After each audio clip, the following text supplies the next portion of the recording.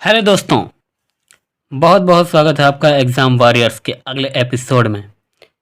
आज मैं लेकर आया हूं परीक्षा की दृष्टि से बहुत ही महत्वपूर्ण प्रश्नों का संग्रह, जो कि आपके आगामी परीक्षाओं के लिए बिल्कुल रामबाण साबित होंगे। जैसे कि video, CTET, UP TET या जो कोई भी पढ़ेंगी, बहुत अच्छे से तैयारी करने के लिए हमारे साथ जुड़े रहिए और लाइक और सपोर्ट करना मत भूलिए, ठीक है। प्रश्न संख्या 1। प्राचीन काल में श्रावस्ती किस जनपद की राजधानी थी? प्राचीन काल में श्रावस्ती जो थी किस जनपद की राजधानी थी? ऑप्शन ए कुरु, बी मल्ला जनपद, कौशल जनपद या पांचाल जनपद।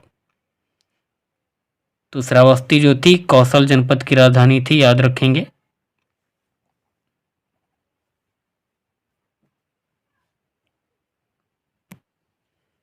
दूसरा प्रश्न, कंपिल नगर है किस महानदी के तट पर स्थित है? यमुना, शारदा, गंगा या फिर डी घाघरा। फटाफट बताते रहिए, वैसे भी पढ़ाई के लिए जो है समय बहुत कम है। तो कंपिल हमारा यमुना, शारदा, घाघरा इनमें से किसी के किनारे नहीं स्थित है, यानी कि गंगा जो नदी है इसके तट पर स्थित है। तीसरा प्रश्न जानना चाहता है, राष्ट्रीय पुरातत्व संग्रहालय उत्तर प्रदेश राज्य में कहाँ स्थित है? प्रयागराज में, ऑप्शन बी जौनपुर में, ऑप्शन सी वाराणसी या फिर ऑप्शन डी कन्नौज।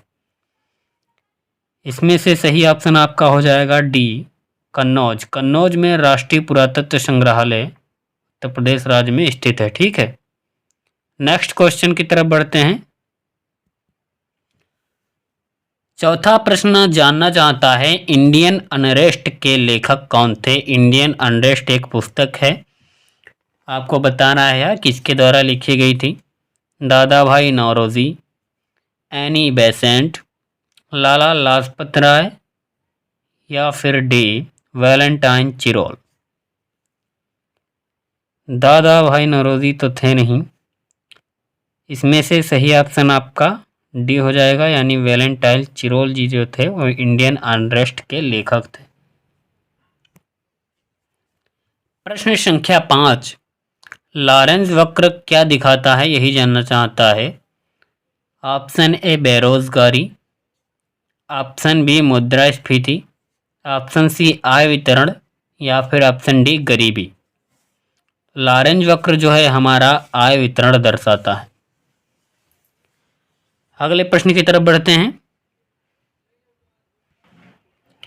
प्रश्न संख्या 6, भारतीय संविधान में समवर्ती सूची की अवधारणा किस संविधान से ली गई है? समवर्ती सूची की अवधारणा किस देश के संविधान से ली गई है? कनाडा से, जापान से, ऑस्ट्रेलिया से, संयुक्त राष्ट्र अमेरिका से। समवर्ती सूची की अवधारणा जो है ऑप्शन सी यानी कि ऑस्ट्रेलिया से ली गई है, और ऑस्ट्रेलिया की राजधानी है हमारी कैनबरा। बढ़ते हैं अगले प्रश्न की तरफ। 7वां प्रश्न, निम्नलिखित में से किस स्थल पर एक होमो इरेक्टस खोपड़ी पाई गई थी? नर्मदा घाटी में हथनेरा, नर्मदा घाटी में होशंगाबाद, सोन घाटी में बघौर, बेलन घाटी में हथनौरा। इसमें जो है नर्मदा घाटी में हथनौरा जो पड़ता है स्थान, वहाँ पर जो है होमो इरेक्टस खोपड़ी पाई गई थी, ठीक है। क्योंकि अगर आपको याद रखना है स्मार्ट तरीके से तो आप ये बना सकते हैं, जो खोपड़ी जो होती है वो काली माता के हाथ में स्थित होती है, ठीक है। तो खोपड़ी कहाँ होती है? हाथ में। यहाँ से याद रखते हैं होमो इरेक्टस खोपड़ी नर्मदा घाटी में हथनेरा में पाई गई थी। अगले प्रश्न की तरफ बढ़ते हैं। 8वां प्रश्न कह रहा है, एंडीज पर्वत निम्न में से किस क्षेत्र में स्थित है? पश्चिमी यूरोप, पूर्वी यूरोप, दक्षिण अफ्रीका या दक्षिण अमेरिका। एंडीज पर्वत हम सभी जानते हैं लगभग दक्षिण अमेरिका में स्थित हैं। ऑप्शन नंबर डी बिल्कुल सही ऑप्शन हो जाएगा। अगला प्रश्न देखते हैं, प्रश्न संख्या 9। भारतीय उपमहाद्वीप में कृषि का पहला प्रमाण कहाँ से प्राप्त किया गया है? Option A Brahmagiri, option B Chirand, C Mehrgarh या डी वीरभूम। तो इसमें मेहरगढ़ में हम जानते हैं कृषि का पहला प्रमाण प्राप्त किया गया है। ऑप्शन नंबर सी हमारा बिल्कुल सही ऑप्शन हो जाएगा। प्रश्न संख्या 10। 10वां प्रश्न हमारा हिंदी से रिलेटेड है। देखिए, मैं किसी भी एक सब्जेक्ट को लेकर नहीं चल रहा हूँ, परीक्षा की दृष्टि से महत्वपूर्ण सभी प्रश्नों को लेकर आता हूँ जो मुझे लगता है कि स्टूडेंट्स अक्सर इनमें गलतियाँ कर देते हैं।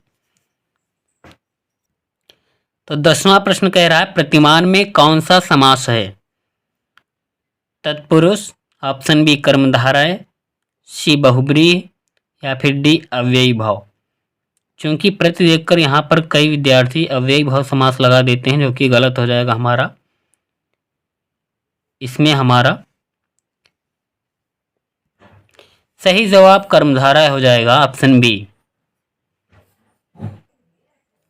11वां प्रश्न भी हमारा हिंदी से रिलेटेड है। वागेश्वरी का पर्यायवाची शब्द है कमला, शारदा, सुखदा या प्रमदा। वागेश्वरी हम जानते हैं सरस्वती माता का नाम है, तो इस हिसाब से इसमें हमारा शारदा, माँ शारदे, ठीक है, बिल्कुल सही ऑप्शन हो जाएगा, ऑप्शन नंबर बी। अगले प्रश्न की तरफ बढ़ते हैं। 12वां प्रश्न, अघोष वर्ण कौन सा है?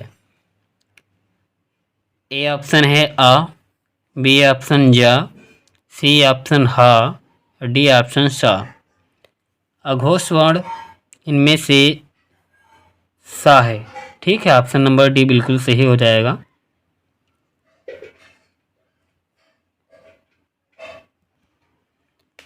निम्नलिखित में से किसमें विशिष्ट ऊष्मा का मान उच्चतम होगा?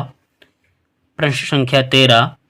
ऑप्शन ए कांच, option B copper, option C lead, option D जल।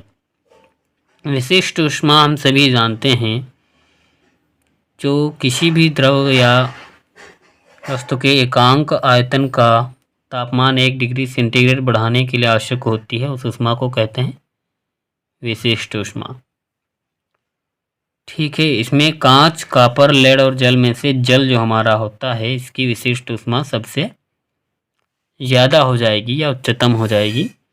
प्रश्न संख्या 14। निम्नलिखित में से किसका उपयोग परमाणु रिएक्टर को में कंट्रोल रॉड के रूप में किया जाता है?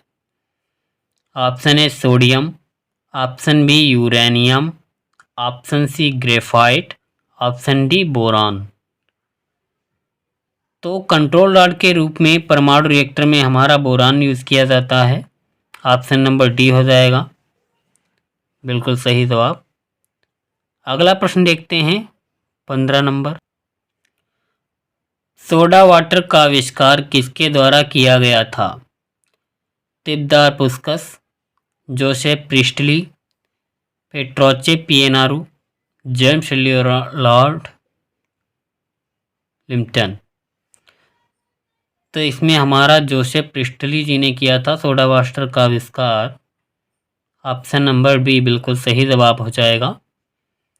अगला प्रश्न देखते हैं। किसी भी सब्जेक्ट के रिवीजन के लिए हमारी क्लास से जुड़ना बहुत ही आवश्यक है। अगला प्रश्न देखते हैं, प्रश्न संख्या 16। 16वां प्रश्न पूछना चाहता है, निम्नलिखित में से कौन सी अधातु द्रव अवस्था में अपरूपता प्रदर्शित करती है? अपरूपता मतलब आइसोमेरिज्म। ए ऑप्शन है कार्बन, बी ऑप्शन पे सल्फर, सी ऑप्शन पे फास्फोरस या फिर डी ऑप्शन पे ब्रोमीन दिया हुआ है। इनमें से सही ऑप्शन चूज करना है।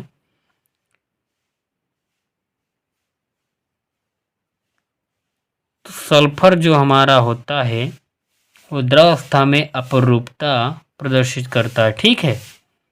याद रखेंगे, सवाल परीक्षा में बहुत बार पूछा गया है। 1 कैरेट का हीरा किसके बराबर होता है या कितने मिलीग्राम के बराबर होता है?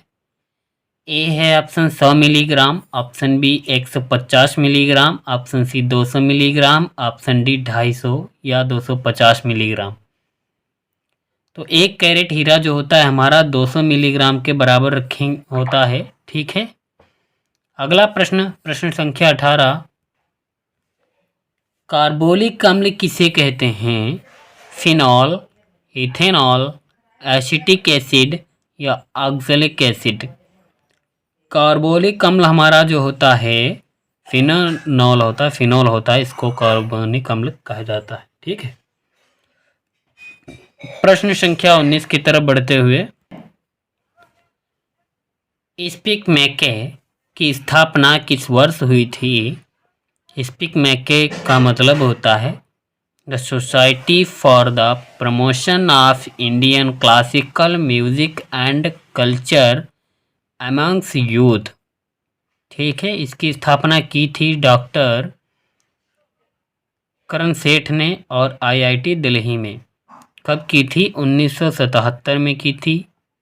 बहुत ही इम्पोर्टेंट फैक्ट्स हैं जो कि मैं लेकर आया हूँ, बार बार कह रहा हूँ, आप लोग रिवीजन करते रहिए। प्रश्न संख्या 20 और आज का अंतिम प्रश्न जो है, कौन सा नृत्य रूप यूनेस्को में सूचीबद्ध है? मोदियट्टू, विदेशिया, कथक या यक्षगान? यूनेस्को में सूचीबद्ध हमारा जो है मोदियट्टू है नृत्य। ऑप्शन नंबर ए बिल्कुल सही हो जाएगा। ठीक है, तो आज का कंटेंट समाप्त हुआ और बहुत ही साथ ही में इन 20 प्रश्नों के साथ से मैं अगली क्लास से कुछ एक्स्ट्रा फैक्ट्स भी लेकर आ रहा हूं जो कि आप लोगों की परीक्षा में से कहीं ना कहीं बहुत ही गहराई से रिलेट करते हैं। आप लोग प्लीज़ मेरा सपोर्ट करते रहिए। ओके, गुड बाय, मिलते हैं।